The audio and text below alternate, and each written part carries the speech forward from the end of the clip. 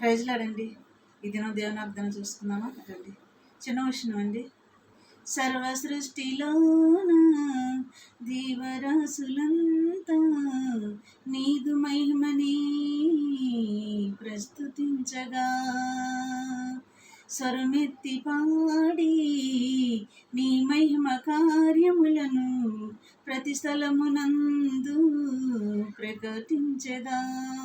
నీవే మార్గం, నీవే సత్యం, నీవే జీవం, నిన్న నేడు ఏకరీతిగా ఉన్నవాడవు, ఇడువవు వెడబాయవు నా యేసయ్యా.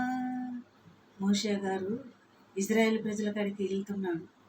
వెళ్ళినప్పుడు ప్రభా నేను ఎవరు దేవుడు నన్ను చెప్పను వాళ్ళకి, వాళ్ళు అడుగుతారయ్యా నన్ను అని అంటే దేవుడు మోషే గారితో చెప్పాడు. ఏమనంటే నేను అనువాడును ఉన్నవాడును నేనే అని వెళ్ళి చెప్పు మోషే ఇజ్రాయేల్ ప్రజలకి అని మోషే గారితో చెప్పి ఇజ్రాయేల్ ప్రజల దగ్గరికి మోషే గారిని పంపించాడు.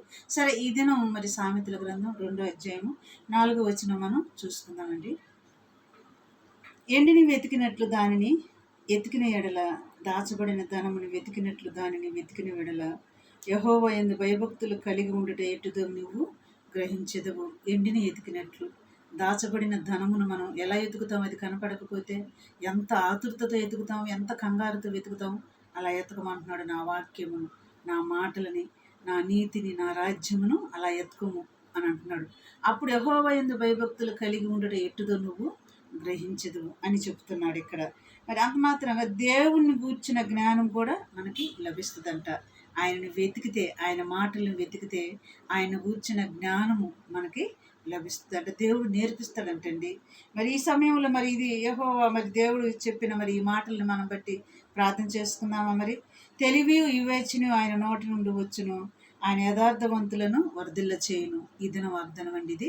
మరి ఇది వాగ్దానం బట్టి ప్రార్థన చేద్దాం. స్తోత్రములు ప్రభా. నాయన అయా తెలివి వివేచన జ్ఞానము అవి నీ యొద్దే ఉన్నాయి ప్రభా. నీ నోటి నుంచి మాకు విడుదల చేస్తేనే మేము జ్ఞానం పొందుకుంటాం ప్రభా.